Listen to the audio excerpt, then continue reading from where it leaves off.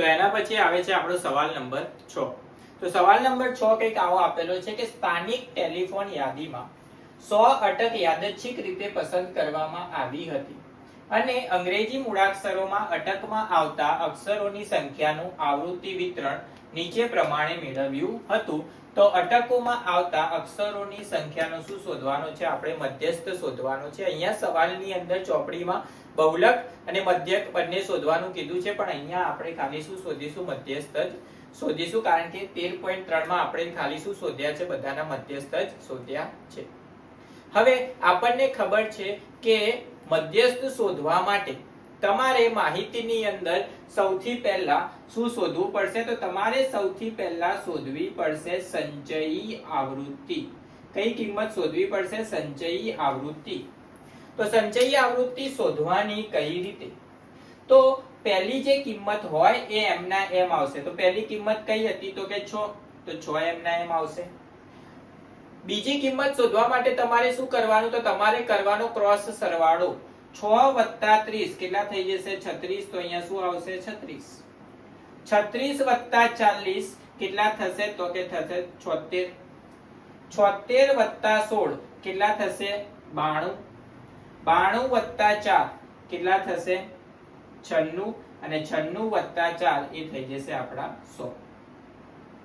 તો આ થઈ આપણી સંચયી આવૃત્તિ. હવે સંચયી આવૃત્તિ શોધ્યા પછી તમારે લખી દેવાનું મધ્યસ્થનું સૂત્ર. મધ્યસ્થ m બરાબર l વત્તા કૌંસમાં n ભાગ્યા 2 માઈનસ cf ભાગ્યા f ગુણ્યા h. આ મધ્યસ્થનું સૂત્ર આપણને ખબર છે. હવે સૂત્રમાં સૌથી પહેલા તમારે શું શોધવાનું? તો તમારે સૌથી પહેલા કિંમત શોધવાની n ભાગ્યા 2 ની કિંમત. કઈ કિંમત શોધવાની? n ભાગ્યા 2 ની કિંમત. તો n ભાગ્યા 2 ની કિંમત કઈ રીતે શોધાય? તો સૌથી પહેલા તો n હોય શું? તો માહિતીની અંદર જે આવૃત્તિ આપેલી હોય એ આવૃત્તિનો કુલ જે સરવાળો હોય એ આપણા માટે કઈ કિંમત હોય? n ની કિંમત. અથવા તો સંચયી આવૃત્તિની અંદર છેલ્લી જે કિંમત હોય એ આપણા માટે કઈ કિંમત થાય? n ની કિંમત. તો અહીંયા છેલ્લી કિંમત કઈ થઈ? તો કે થઈ 100. તો 100 આપણા માટે કઈ કિંમત થાય? n ની કિંમત. તો n ભાગ્યા 2 એટલે કે 100 ભાગ્યા 2 કેટલા થઈ જશે? તો કે થઈ જશે 50. તો 50 આપણા માટે શું થઈ? n ભાગ્યા 2 ની કિંમત.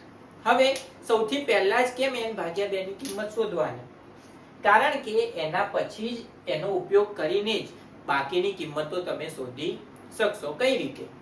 તો આપણો જે n ભાગ્યા 2 આપણને મળ્યો એના કરતા મોટી કિંમત તમારે જોવાની સંચયી આવૃત્તિમાં. તો n ભાગ્યા 2 હતો 50. 50 કરતા મોટી કિંમત કઈ થાય? તો કે 50 કરતા મોટી કિંમત અહીંયા થશે 76. એને તમારે શું કરી દેવાની? સર્કલ કરી દેવાની. સર્કલ કરેલી ઉપરની જે સંચયી આવૃત્તિ હોય એ આપણા માટે કઈ કિંમત થાય? એ થાય આપણી CF ની કિંમત.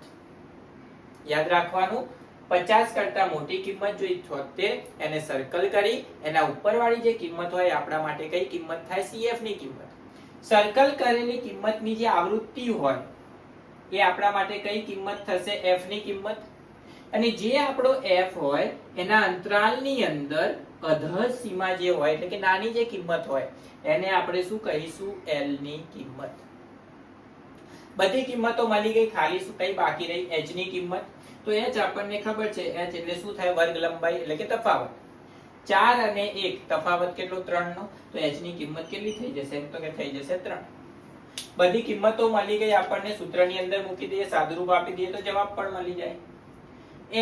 l ની કિંમત શું આવશે? 7 વત્તા કૌંસમાં n ભાગ્યા 2 કેટલા થશે? 50 માઈનસ cf ની કિંમત કેટલી હતી?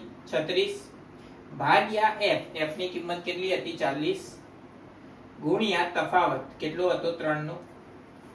તો 7 વત્તા 50 માંથી 36 બાદ થશે તો વધશે 14 ભાગ્યા 40 ગુણ્યા 3.